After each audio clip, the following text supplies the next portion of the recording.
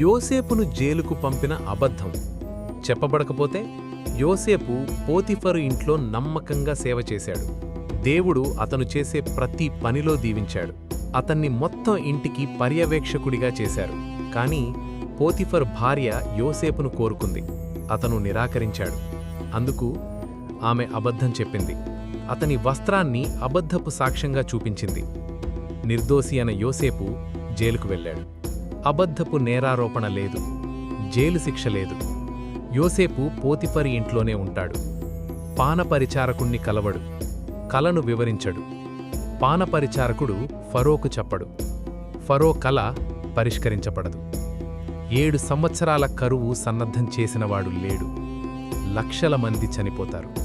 ఎందుకంటే జైలు శిక్ష కాదు, మారువేషంలో పదోన్నతి. దేవునికి యోసేపు ఆ జైలులో అవసరం, సరైన వ్యక్తులను కలవడానికి, సరిగ్గా సరైన సమయంలో. అంతం అనిపించిన స్థలమే రాజభవనానికి ద్వారమైంది. దేవుడు ఏదీ వృధా చెయ్యడు. ఒక అబద్ధం యోసేపును జైలుకు పంపింది. కాని దేవుడు ఆ అబద్ధాన్ని యోసేపును సింహాసనంపై కూర్చోబెట్టడానికి ఉపయోగించాడు.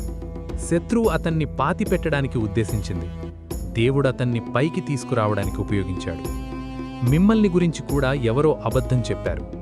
మిమ్మల్ని అన్యాయంగా నేరారోపణ చేశారు.